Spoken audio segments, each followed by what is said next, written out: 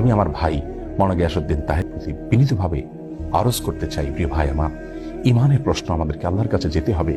আমরা অন্য যাই করি না করি, অন্তত ইমান হারা হওয়ার মতো কথা, শিরকে আকবর হওয়ার মতো কথা থেকে আমাদের বেঁচে থাকা উচিত।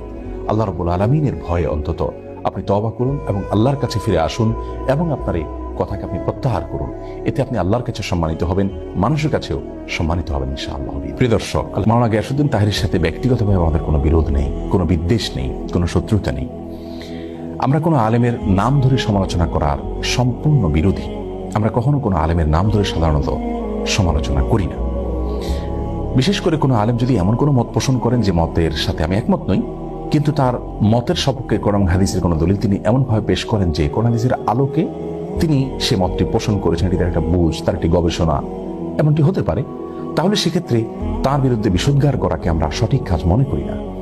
কিন্তু গানে গানে এখানে মাওলানা গিয়াসউদ্দিন তাহের সাহেব যে কথাগুলো বললেন, আল্লাহর দন রাসূলকে দিয়া গেলেন আল্লাহ গায়েব হইয়া, আল্লাহর দন রাসূলকে দিয়া গেলেন আল্লাহ গায়েব হইয়া, রাসূলের ধন খাজা পাইয়া, রাসূলের ধন খাজা পাইয়া শুইয়া আছে আজমিরে, কেউ ফিরে না খালি হাতে, খাজা তোমার।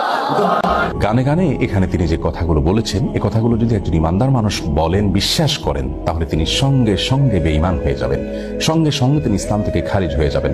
তার সঙ্গে আর একজন মুশরিকের, একজন হিন্দুর কোনো পার্থক্য থাকবে না যদি তিনি এই গানের কথা মানাগুলোকে বিশ্বাস করেন। কারণ এখানে সুস্পষ্টভাবে আল্লাহর সঙ্গে শিরকে আকবর হয়, বড় শিরক হয়, এরকম কথা রয়েছে। এখানে বলা হচ্ছে যে আল্লাহর ধন রাসূলকে দিয়ে আল্লাহ গেলেন গায়েব হইয়া। আল্লাহর ধন যদি রাসূলকে দিয়ে আল্লাহ গায়েব হয়ে থাকেন, নাউজুবিল্লাহ, তাহলে সেক্ষেত্রে তার বিবরণ তো কোরআনে থাকবে, তার বিবরণ তো রাসূল আকরাম সাল্লাল্লাহু আলাইহি ওয়াসাল্লামের কোনো হাদিসে থাকবে। অথচ কোরআন হাদিসে এরকম কোনো কথা তো নাই, বরং হুবহু এর বিপরীতটি কোরআনে রয়েছে অত্যন্ত পরিষ্কারভাবে, স্পষ্টভাবে।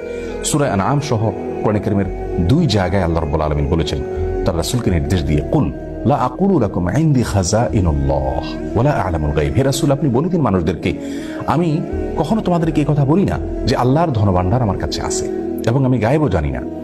দেখুন, এখানে আল্লাহ রাব্বুল আলামিন পরিষ্কারভাবে তার রাসূল সাল্লাল্লাহু আলাইহি ওয়াসাল্লামকে বলছেন, আপনি বলে দিন মানুষদেরকে যে আল্লাহর ধনভাণ্ডার আমার কাছে নাই। সুবহানাল্লাহ, কেমন যেন এই গানের খণ্ডনে আল্লাহ তাআলা আয়াত নাযিল করেছেন। গানের কথামালা সরাসরি কোরআন কারীমের বিপরীত।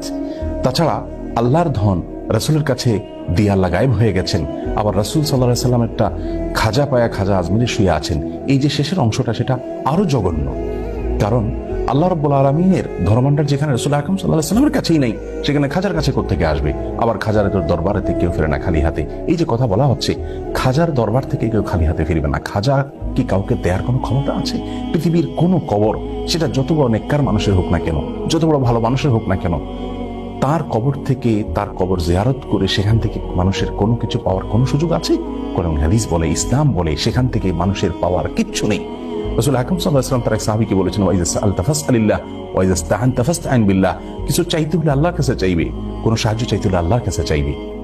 কোনো কবর, কোনো মাজার, এখানে কোনো কিছু চাওয়া যাবে না। প্রতিদিন আমরা সালাতের প্রত্যেক রাকাতে সূরা ফাতিহা তেলাওয়াত করে থাকি, সেখানে আল্লাহ সুবহানাহু শিক্ষা দিয়েছেন বলার জন্য, ইয়াকা না'বুদু ওয়া ইয়াকা নাস্তাইন। হে আল্লাহ, আমরা আপনারই শুধু ইবাদত করি এবং আপনার কাছেই শুধু সাহায্য চাই।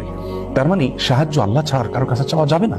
সেখানে খাজার দরবার থেকে কেউ খালি হাতে ফিরে না, সেখানে যে চাওয়ার জন্য আমাদেরকে নির্দেশ দেওয়া হচ্ছে, নির্দেশনা দেওয়া হচ্ছে।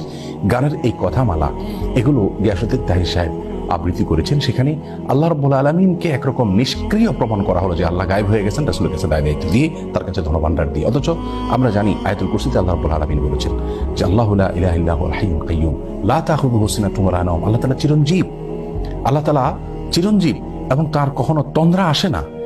রাসূল আকরাম সাল্লাল্লাহু আলাইহি ওয়াসাল্লাম হাদিস থেকে বোঝা যায় আল্লাহ রাব্বুল আলামিন কিভাবে পৃথিবী কন্ট্রোল করেন। কোরআনে কারীমে আল্লাহ বলেছেন, ইউদাব্বিরুল আমর, আল্লাহ রাব্বুল আলামিন সমস্ত বিষয়গুলোকে কন্ট্রোল করে, নিয়ন্ত্রণ করে, সবকিছু আল্লাহ তাআলার হাতে। সেখানে এ ধরনের শিরকি কথা একজন মুসলিমের মুখ থেকে কখনো বাহির হতে পারে না। একজন আলেম তো অনেক পরের কথা, একজন ওয়াইজ বা বক্তা তো অনেক পরের কথা। আরেকজন বক্তা তার পীরের কারামতি বলতে গিয়ে তিনি আল্লাহ রাব্বুল আলামিনের যে পাওয়ার, আল্লাহ রাব্বুল আলামিনের যে শক্তি, সেটা তার পীরের জন্য সাব্যস্ত করেছেন। আলমের সামনে তো গোড়া কায়নাত আমার হাতের সামনে, এই জন্য আমি কোন বলে এটা ফায়াকুন হয়। আল ওয়ালিয়াজ বিল্লাহ, একজন মানুষের ইমান হারা হওয়ার জন্য, কাফির হওয়ার জন্য একথা যথেষ্ট। একথা যথেষ্ট একজন মানুষ বেঈমান হয়ে যাওয়ার জন্য। আল্লাহ রাব্বুল আলামিনের ক্ষমতা হলো তিনি কোন বললে হয়ে যায়, এটা আল্লাহ রাব্বুল আলামিনের পাওয়ার। কোরআন কারীমের 8 জায়গায় আল্লাহ রাব্বুল আলামিন এই কথা বলেছেন বিভিন্ন ভাবে। সূরা ইয়াসিন আল্লাহ রাব্বুল আলামিন বলেছেন ইন্নামা আমরুহু ইযা আরাদা শাইআন আন ইয়াকুলা লাহু কুন ফায়াকুন। আল্লাহ রাব্বুল আলামিন কোনো কিছু চাইলে কোন বলেন, এরপর জিনিস অটোমেটিক হয়ে যায়। সূরা বাকারা 117 নম্বর আয়াতে আল্লাহ বলেছেন বাদিউস সামাওয়াতি ওয়াল আরদ ওয়া ইযা কাদা আমরান ফাইন্নামা ইয়াকুলু লাহু কুন ফায়াকুন। আল্লাহ রাব্বুল আলামিন আসমান এবং জমিনের নমণ্ডল এবং ভূমণ্ডলের সৃষ্টিকর্তা। তিনি কোনো কিছু ফয়সালা করলে, কোনো কিছু সৃষ্টি করতে চাইলে তিনি কোন বলেন, এরপরে সেটা হয়ে যায়। এরকম 8 জায়গায় আল্লাহ রাব্বুল আলামিন বলেছেন একই কথা। এটা আল্লাহ রাব্বুল আলামিনের শানে শুধুমাত্র খাটে।